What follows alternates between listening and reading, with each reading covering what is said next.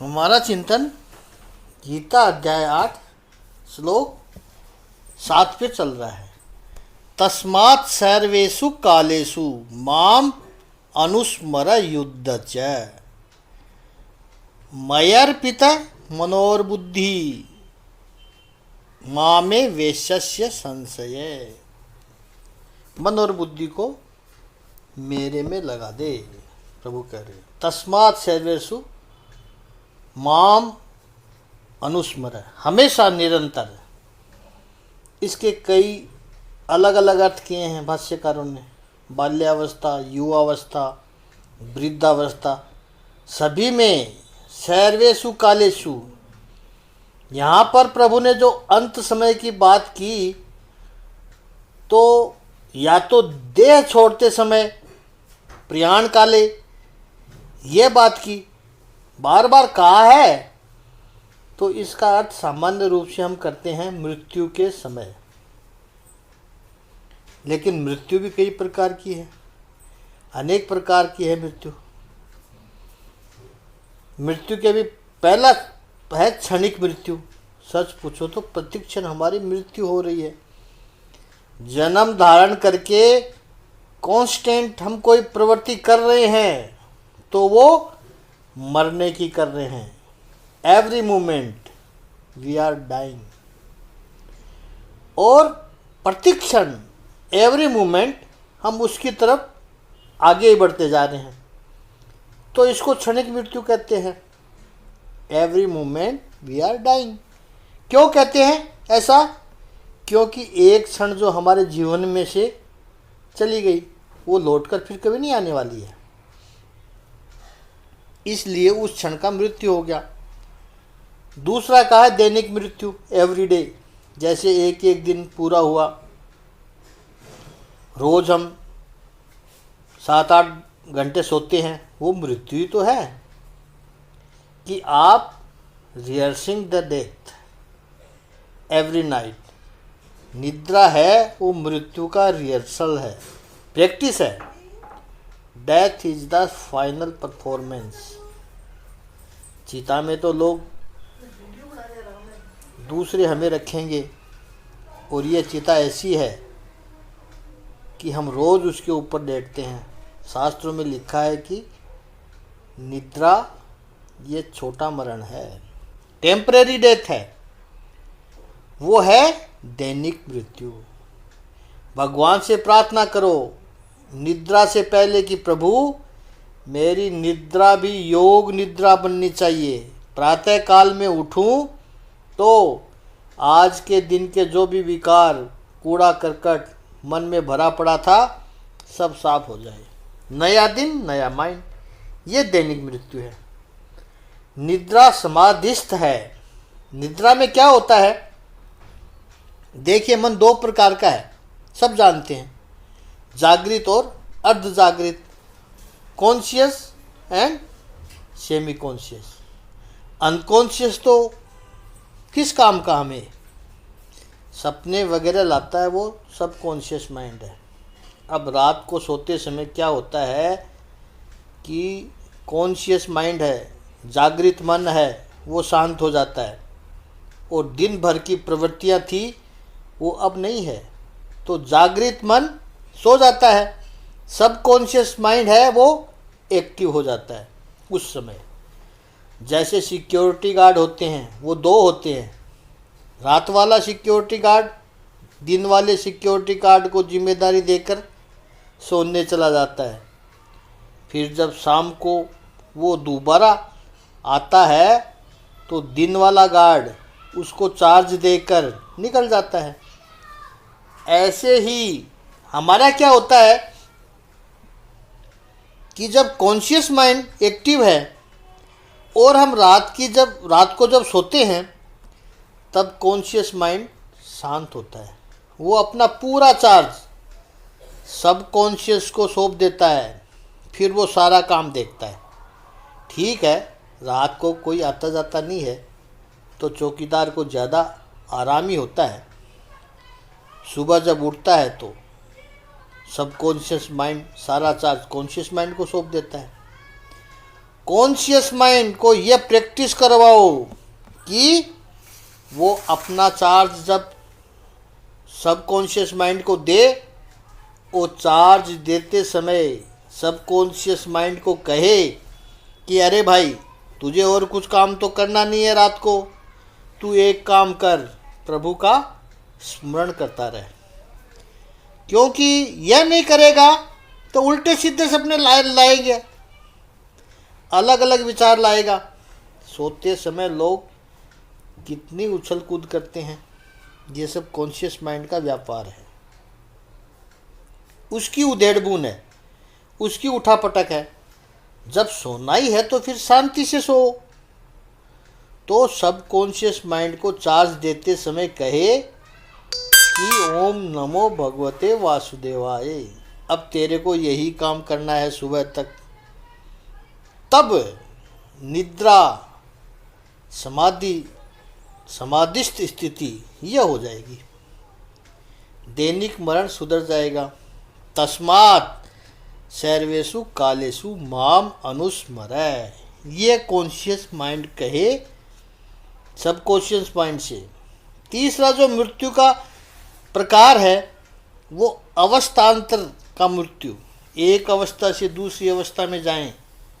बाल्य अवस्था थी, उसमें से कुमार अवस्था में आए, एक अवस्था बदली, बाल्य अवस्था की मृत्यु हुई, कुमार अवस्था आई, फिर युवा अवस्था आई तो कुमार अवस्था की मृत्यु हो गई, प्रौढ़ावस्था आई 40+, यह भी एक मृत्यु है, फिर वृद्धावस्था, और बाद में जो मृत्यु आती है वो तो फाइनल है।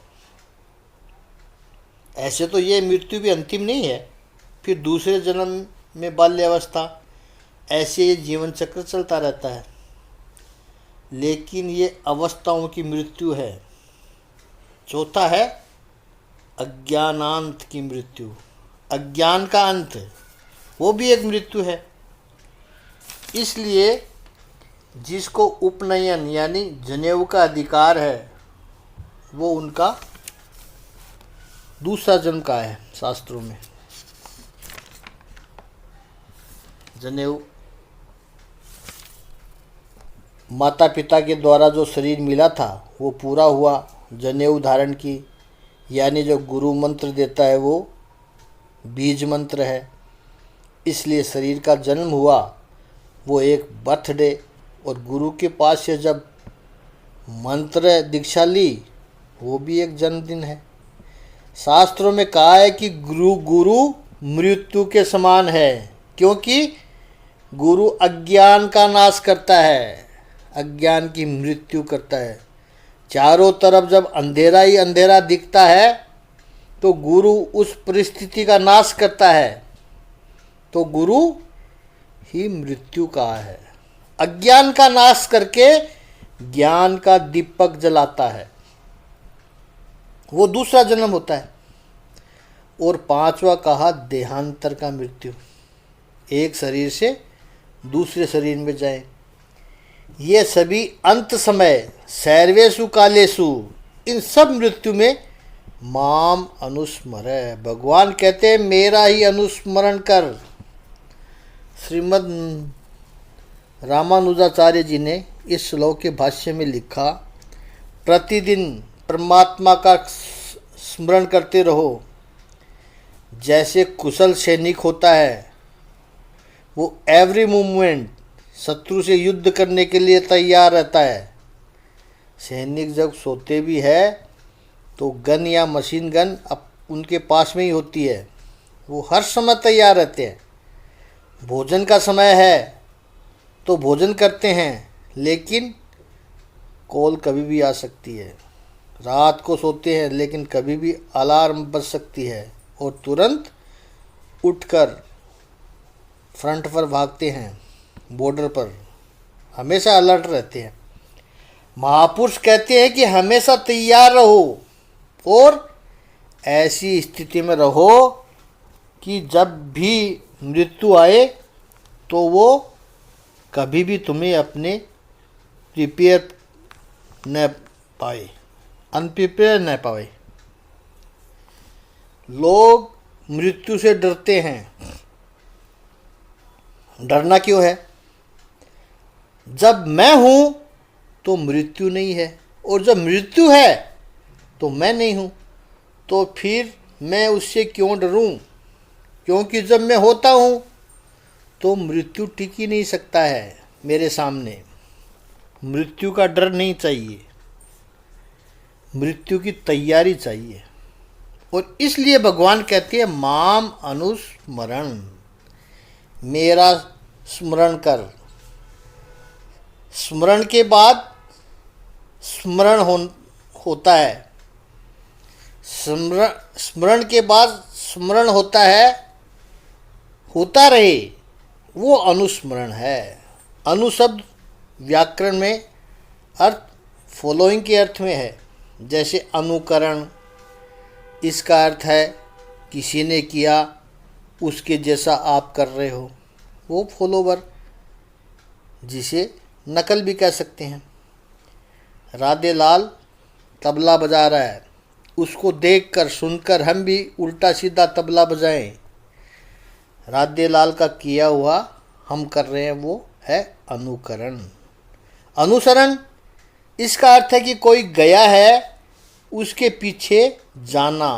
शरण का अर्थ कि उसके पीछे पीछे गया, वो अनुसरण। जैसे हम कहते हैं महापुरुषों के जीवन का अनुसरण करो, अर्थात वो जैसे किए हैं वैसे आप भी जियो, जैसे वो जी रहे हैं वैसे जियो, अनुसरण। तो अनु का अर्थ हुआ समबॉडी हैज डन इट, और उसको फॉलो करना है। यहाँ भगवान कहते हैं अनुस्मरण, यानी स्मरण करो फिर उसको वापस स्मरण करो, ये एक अर्थ है। दूसरा अर्थ अति सुंदर है, मुझे बहुत प्रिय है। अब देखिए अनु में क्या था कि किसी ने किया वो हम कर रहे हैं। भगवान से हम पूछे कि प्रभु आप कह रहे हो कि अनुस्मरण करो, तो और कौन कर रहा है जिसका अनुसरण करें? तो एक तो अर्थ है कि बड़े बड़े भक्तों ने किया, अनुस्मरण किया है, तो उनको देखकर तुम्हें भी अनुस्मरण करना है। मीराबाई ने किया, जैसे मेरे प्रभु की भक्ति करी वैसे ही आप करो। नरसिंह जी ने जैसी भक्ति की वैसी तुम करो। अनुस्मरण वो एक अर्थ है, लेकिन दूसरा अर्थ अति सुंदर है और श्रेष्ठ है। तो भगवान कहते हैं मैं जैसे तेरा स्मरण करता हूँ तू वैसे ही मेरा स्मरण कर। और बात भी सही है, हम यही हैं, प्रमाण यही है कि प्रभु हमारा निरंतर स्मरण कर रहा है। प्रभु हमें एक एक क्षण के लिए भूलता नहीं है। 7वें अध्याय के 26वें श्लोक में विदाहम समतितानि वर्तमानानि चार्जुन भविष्याणि च भूतानि मातु वेद न कश्चन। इस श्लोक में भगवान ने स्पष्ट करते हैं कि अर्जुन प्राणी मात्र में हम सब आ गए, प्राणी मात्र में माम अहम वेद है, मैं जानता हूँ, अर्थात मैं उन सबको याद रखता हूँ। किस किस को कहा प्रभु ने कि जो पास्ट में पहले हो चुके हैं, प्रेजेंट में अभी जो हैं उनको, और भविष्य में जो होने वाले हैं, उन सभी भूतों का प्राणी मात्र को मैं जानता हूँ, लेकिन वो मुझे नहीं जानते। ये भगवान की वेदना है। मैं उन सबको याद रखता हूँ, लेकिन मेरे बेटे मुझे याद नहीं करते हैं।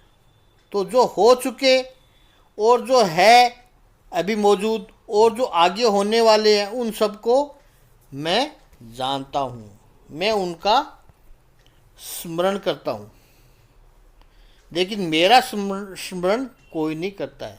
इस पर और थोड़ा कल हम चिंतन करेंगे। आज इतना ही। ओम श्री सच्चिदानंद भगवान की जय। ओम श्री आनंद कंद भगवान की जय।